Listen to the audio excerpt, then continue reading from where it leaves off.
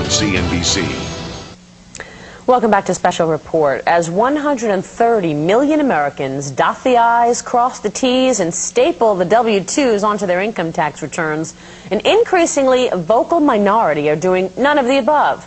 Using an argument known as the 861 position, these non-taxpayers, as they refer to themselves, are not paying an increasing share of the $300 billion that the IRS claims tax cheats cost the U.S. government every year.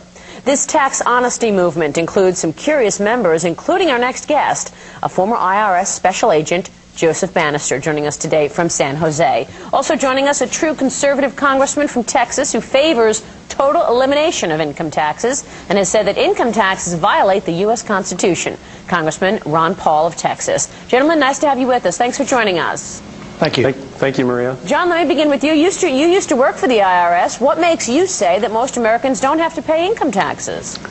Well, the sheer solidness of the evidence. I did about 2 years of investigation part-time while I was a special agent for the IRS, and really couldn't help but conclude that the evidence showed that most Americans weren't required to pay it, at least not according to the laws passed by Congress. What is the evidence?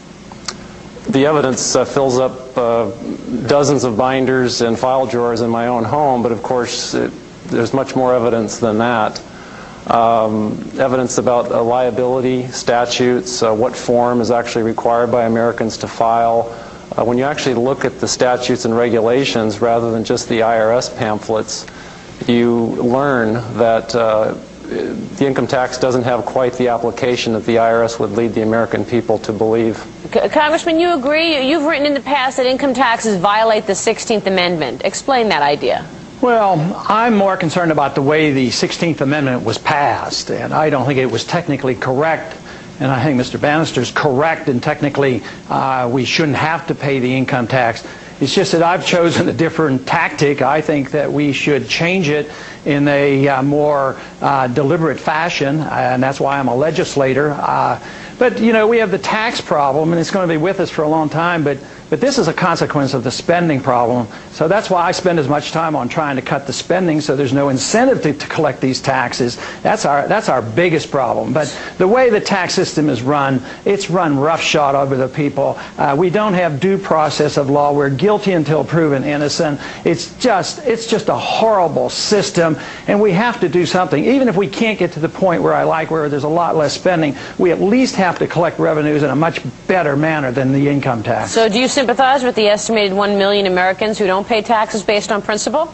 Oh, yeah, I sympathize with them because I know what they're up against. Some of them do it out of desperation. Some of them do it as part-time just to survive, to feed their families. And economically, they serve the country well because they have more income, they spend more money. But that means you're defying the law, and that's a challenge, and you have to depend on the courts. And I just haven't chosen to do it that way. I'd like to legalize what they're doing. Well, you're certainly not going to have much success as far as cutting spending over the next couple of years, right, with this administration? Oh, unfortunately, you're correct. I mean, we're back into the 1960s, guns and butter. And there's not an entitlement that this Congress and this administration doesn't like, and there's not a foreign adventure that they seem to not to dislike. So we're embarked on endless spending, which means that's why right now you hear stories about adding more funds to the IRS, being more ruthless in collection, blaming it on the taxpayers. If they'd only pay their fair share, we could afford this government. But when you're running a $700 billion deficit, believe me, a little tinkering with the tax code isn't going to satisfy them. Yeah. Let me read you what the IRS had on its website just a couple of weeks ago, get you both to respond to this. It said the IRS is committed to identifying taxpayers who attempt to avoid their tax obligations by taking frivolous positions such as the Section 861 position. The service will take vigorous enforcement action against these taxpayers and against promoters and return preparers who assist taxpayers in taking these frivolous positions. That was posted on March 22nd, 2004. Joe, would you describe the IRS's approach to you as vigorous? Most certainly. The thing is that in my own manuals back when I was a special agent, the IRS, they compared tax avoidance to tax evasion. And tax avoidance, even according to the courts, is a legal method and something that people have a legal right and duty to engage in.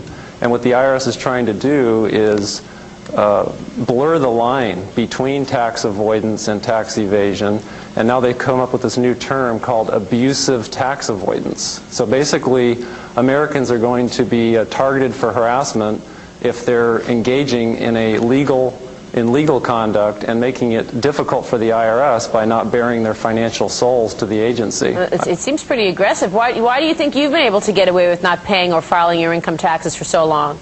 Well, first of all, I've not gotten away with anything. I'm not hiding from anyone. I'm simply asking the IRS to show me the laws that apparently require me to do these things, and they are suspiciously reticent to answer questions from me, and of course there are millions of other people, many other organizations who have attempted to get answers. In fact, the Congress may be aware that we were trying to have a hearing whereby Department of Justice and IRS officials would appear and answer questions, and they pulled out at the last minute. And so they act very suspiciously when asked to simply sit down at the table with the American people and discuss what their obligations are. Rather than pulling up a chair, they pull out a club. Yeah, that's really interesting, Joe. And Congressman, we also should add that the New York Times reported just today that for the 11,000 largest corporations, the chance of an audit has fallen by almost 50% in the last decade. The decline for individuals is even similar to that.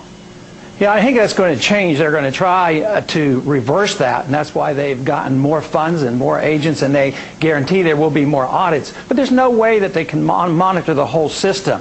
The system, in many ways, is based on trust and confidence that the American people are doing the right thing and spending the money correctly. But now there's a growing number of Americans that are sick and tired of it all. They don't believe that the entitlement system is going to work for everybody, and they don't believe in a lot of this foreign spending. So they're getting disgusted with it, and I think more people are trying to opt out. So ultimately, we have to face up to the fact that our government is too big and the spending is out of control, and the tax authorities are becoming out of control as well because they're determined to collect the revenues. And the Congress is silent on this now. A few years ago, they were up in an uproar. They were going to tame the IRS, and for about 6 months that happened. But right now, the Congress, they're desperate. They're spending the money, and they want to cover some of these deficits, and that's why they are not fighting the increased role of the IRS now that's going to become more ruthless in the next year or two. All right, gentlemen, good to talk to you. This situation no doubt goes on, and we will look forward to having you back to continue discussing it. Thank you, Maria. My thanks to Congressman Ron Paul of Texas and Joseph Bannister, who joined us today from San Jose. We'll be right back with more Special Report in just a minute.